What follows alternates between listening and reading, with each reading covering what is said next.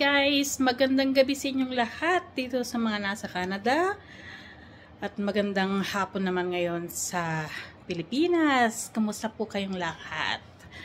Guys, samahan niyo ako ngayon kasi magluluto tayo ng pinakbet. Pero ang isasawag ko guys ay hipon, okay? So tara, samahan niyo ako magluto.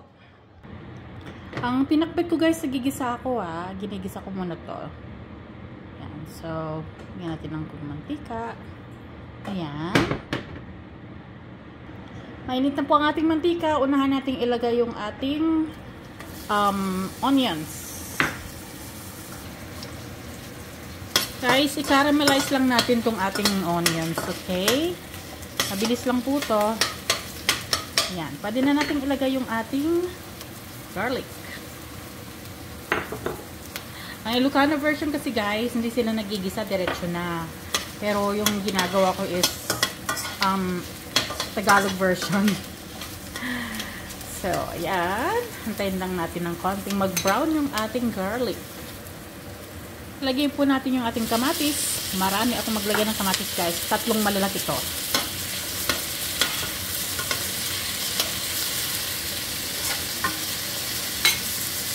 Antayin natin maluto yung kamatis guys.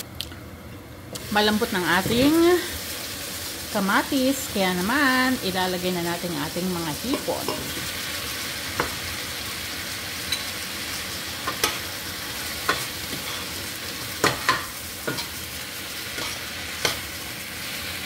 Okay, antayin natin maluto yung hipon guys.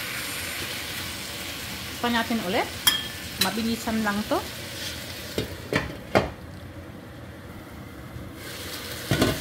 Kulay pink na yung ating hipon. Guys, inahon ko yung hipon kasi pag hindi siya tatanggalin, mahirap siyang balatan pag kinain na. Nilagay natin yung ating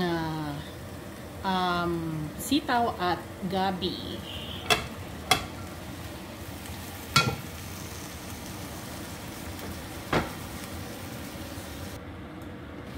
Okay, pwede natin idagdag yung ating kalabasa at saka kamote.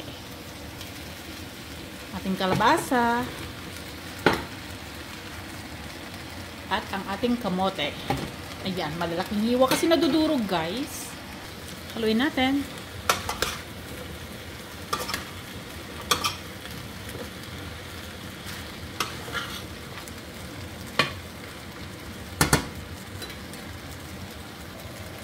Guys, lalagyan natin siya ng konting tubig. Tansya lang huwag masyado guys kasi may sariling tubig tong ating gulay. Ayan, pwede na. Ang tubig ko ay pinakulong alkaline water. Guys, pwede na natin ilagay ang ating bagoong isda. Ayan.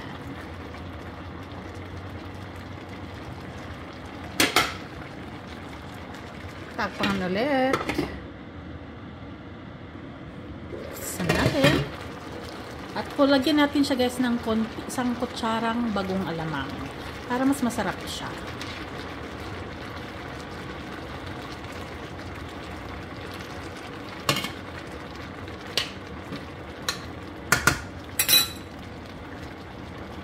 Takpan natin ulit.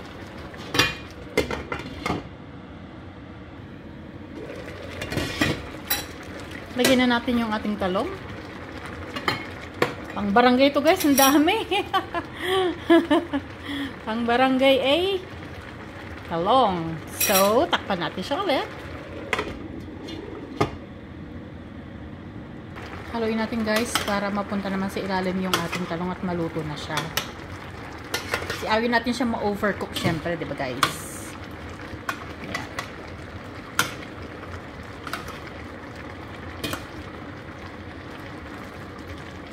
So, takpan natin siya ulit.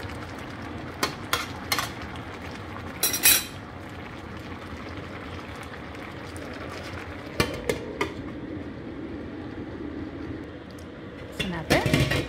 Wow! Pwede na natin ihalo ulit guys yung ating hipon. Ang dami kong niluto. Tapos guys, lagyan na natin ang palaya. Ayan. yan. Naku, mahirap ang haluin to eh. Punong-puno na ay. So, ayan. At, pakuloyin natin siya guys ha. Haluin natin. Para yung ampalaya ay mapunta naman sa ilalim at maluto siya.